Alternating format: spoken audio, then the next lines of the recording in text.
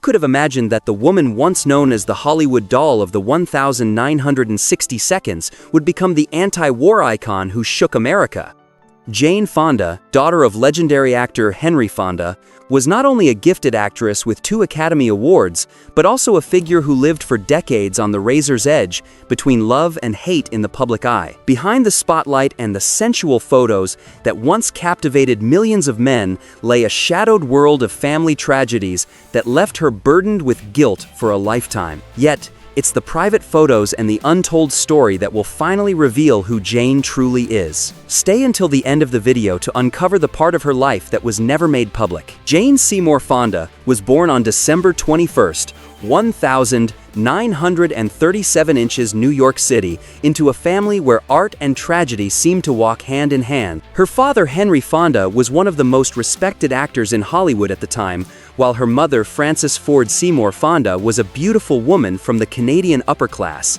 When Jane was only 12, her mother was diagnosed with a mental illness and admitted to a hospital for treatment. She never came home. Frances took her own life in despair, leaving behind a wound that would never truly heal in her young daughter's heart. Jane later said, "I spent my whole life trying to understand why my mother left, but maybe I'll never really know." Her father, Henry, buried his pain in silence. He remarried soon after, but that marriage too fell apart within a few years.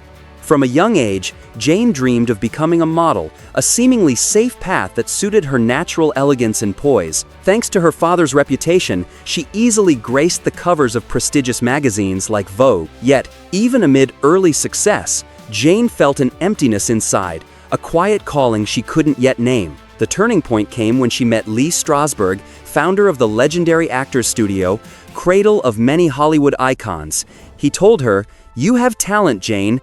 A simple sentence, but one that changed her life forever. Jane once recalled, "When he said that, something inside me woke up. For the first time in my life, I felt I could actually do something meaningful." From that moment on, the dream of acting ignited within her, fierce and unstoppable. Leaving Vassar College before graduating, Jane plunged into the world of theater. Her debut in the romantic comedy Tall Story, 1960, marked her first steps on Broadway.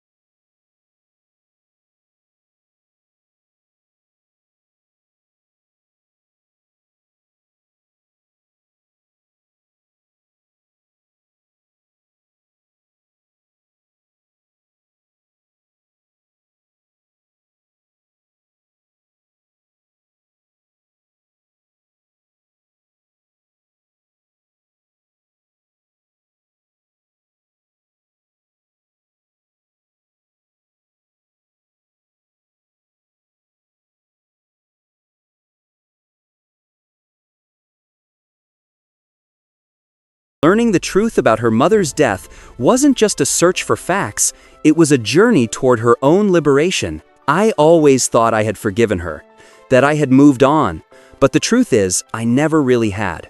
Writing about the past became her way of speaking to her old wounds to prove to her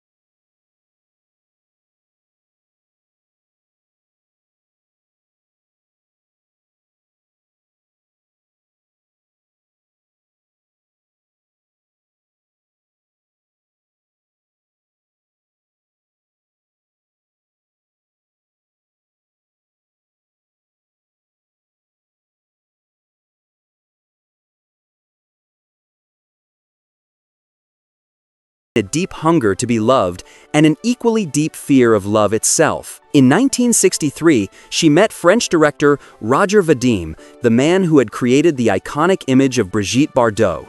They married in 1965 and had a daughter, Vanessa Vadim. But their marriage couldn't withstand the tides of change.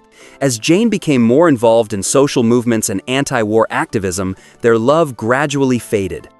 By 1972, they quietly parted ways. Just 3 days after their legal divorce, Jane shocked the public by marrying political activist Tom Hayden while 3 months pregnant. Their marriage lasted nearly 2 decades, during which they had a son, Troy Garrity, and adopted an African-American daughter, Mary Luana Williams. But once again, Jane found herself watching another family fall apart. In 1990, they officially divorced, marking yet another chapter of heartbreak in a life that seemed destined to be anything but simple. After her tumultuous marriage to Tom Hayden, Jane met Ted Turner, the founder of CNN, a billionaire known for his free-spirited and unpredictable nature. Jane once said that Turner made her laugh and cry every day because he was the kind of man who was both irresistibly charming and endlessly challenging. They married in 1991 and stayed together for nearly a decade. But when Jane realized she had spent too long living in someone else's orbit, she decided to leave. It was her last marriage. After Turner, Jane entered a gentler relationship with music producer Richard Perry. They lived together for several years, sharing a love for art and creativity, but their relationship ended in 2017. Looking back, Jane admitted that every romance in her life stemmed from the same root: the need to be loved, to be seen, to fill the void left by her mother's death. On screen, Jane Fonda embodied the image of a strong woman, bold, alluring, and intelligent. But behind the spotlight, she was a fragile soul battling insecurity and addiction for many years. "It's a miracle that I'm still alive and working at 80, she once said, her voice tinged with both gratitude and melancholy. Growing up without a mother, Jane was raised by her father, the legendary actor Henry Fonda. Yet his lessons, instead of comforting her, often felt like chains. "A lady must be perfect in every way," he used to say. It wasn't until years later in a conversation with Oprah Winfrey that Jane confessed, "It took me a long time to realize we're not meant to be perfect, we're meant to be whole." That realization to her was liberation, a way to finally forgive herself after a lifetime of pressure and pretense. Throughout her youth, Jane lived 2 lives, one for the public and one in the shadows. Outwardly, she was the ideal woman, a movie star, an activist, a role model, but inside, she was someone afraid to look in the mirror. It wasn't until middle age that Jane finally found the courage to remove that mask. Yet, just as her spirit began to find peace, her body betrayed her. Illness struck as if fate were testing her one last time. In the late 2000s, Jane was diagnosed with breast cancer and osteoporosis. She underwent a mastectomy and recovered quickly. But the following year, doctors found another malignant tumor on her lip. Not long after, in 2022, came more devastating news: non-Hodgkin's lymphoma, a form of blood cancer. After months of chemotherapy, Jane announced that her cancer had gone into remission. She later reflected that her rebellious youth, along with years of sunbathing and carefree living, had taken a toll on her body. "When I was young, I worshipped the sun," she said. "Now I realize that same light both nourished me and burned me." Despite her serious health battles, Jane has said she wouldn't want to be young again because she loves her life now, a life where she finally has the freedom to choose how her final chapter will unfold. In 1982, Jane Fonda sparked a cultural revolution. Her VHS tape, Jane Fonda's Workout, not only inspired millions of American women to step beyond the boundaries of the kitchen, but also became a symbol of empowerment and self-ownership. With over 17 million copies sold, it wasn't just an exercise program, it was a declaration of independence for an entire generation. Ironically, the woman hailed as the queen of fitness once hated exercising. As a student, Jane would invent any excuse to skip gym class. She later admitted with a half-playful, half-sheepish smile, "I was the kind of person who'd rather read a book than run a mile." Once, when friends dragged her to a cycling class, she ended up hospitalized for 5 days from exhaustion. The truth was, Jane had a rare biological advantage, a condition known as double-jointed tendons, which made her joints unusually flexible. Thanks to this trait, she could perform yoga and Pilates moves that would take others months to master. When the camera captured her in Jane Fonda's workout, audiences saw a radiant, strong, and effortlessly graceful woman. They had no idea that much of that perfection didn't come from relentless training, but from a unique body nature had gifted her. That same physical talent also helped her shine on screen. In the 1968 sci-fi classic Barbarella, she played a seductive space traveler from the future, a role that required countless wire stunts, body bends, and complex action sequences. Jane handled them so effortlessly that her then-husband, director Roger Vadim, once said, "She moves as if gravity doesn't exist." One of the most shocking moments of Jane Fonda's life happened in 1970. At the time, she was arrested by Cleveland police on charges of drug possession accusations that were later proven false and widely believed to have been politically motivated by pressure from the Nixon White House. The next morning, as she was escorted to court with her hands cuffed, a crowd of supporters chanted her name. Suddenly, Jane raised her fist high in the air, the iconic power to the people salute, a symbol of defiance and resistance in that era. Although she was fined $5,500, Jane Fonda left the courthouse as a new symbol of freedom. From then on, her name was no longer tied only to Hollywood's queen, but also to a warrior for justice. From protesting the Vietnam War to advocating for women's rights, environmental protection, and more recently, the Black Lives Matter movement, she visited impoverished neighborhoods to organize aid programs, opened her home to shelter persecuted activists, and helped raise funds for human rights organizations. At times, her actions led people to label her dangerous or even un-American, but Jane never wavered. She once said in an interview, "I used to be a sex symbol. Now, I want to be a symbol of change." Today, well into her 82nd, Jane Fonda still marches in protests, still gets arrested during climate demonstrations, and still stands proudly with silver hair, a radiant smile, and the same unshakable spirit that has defined her for more than 6 decades. One of the most defining moments in Jane Fonda's activist career was her 2-week visit to North Vietnam in 1972, where she witnessed firsthand the war she had fiercely opposed and publicly condemned America's military policies. But Fonda's activism went far beyond street protests. She turned art itself into a form of resistance. In Coming Home, 1978, she portrayed a woman grappling with the psychological aftermath of war, exposing the invisible wounds suffered by thousands of veterans. In 9 to 5, 1980, alongside Dolly Parton and Lily Tomlin, she gave voice to women fighting sexual harassment, unequal pay, and the burdens of working life. For Fonda, every role was not just art, it was an act of politics. Even her famous fitness video, Jane Fonda's Workout, which sold over 17 million copies, wasn't just a commercial success. She donated all the profits to the Campaign for Economic Democracy, a movement advocating for economic equality and workers' rights.